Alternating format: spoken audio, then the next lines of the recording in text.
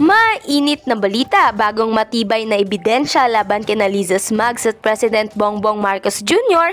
Nagsisilabasan na ang dalawa, todo dinay pa.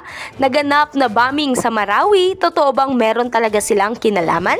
Liza Smugs at President Bongbong Marcos nakitang pumaparty pa kahit na sinabi nila sa taong bayan na may mga sakit di umano sila. Nagkasakit nga ba talaga o nagsasakit-sakitan na lang?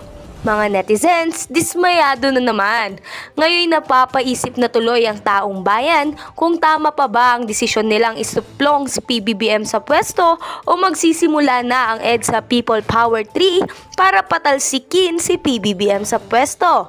Dahil pati na rin ang ibang mga opisyales ay dismayado na sa pamumuno ng Pangulo. Ayon pa sa mga comments, "Salamat Ma'am Maharlika, napakatapang mo mula noon hanggang ngayon.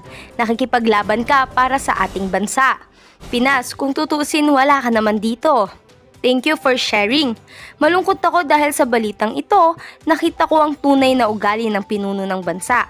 Again, salamat sa katapangan mong isiwalat ito."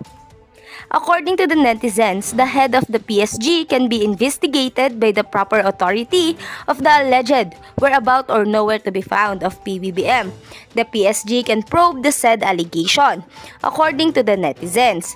You know, si Maharlika, makita nyo she very passionate and concerned sa bayan natin.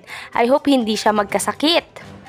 Tayo ng mga Pilipino ang mag-aalis kay PBBM sa Malacanang kung hindi siya mag-resign.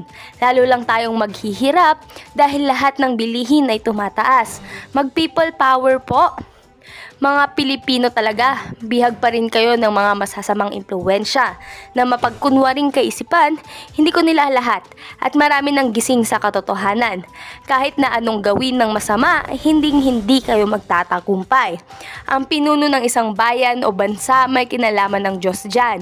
Kaya siya ang kanyang iniluklok sa ating bansa.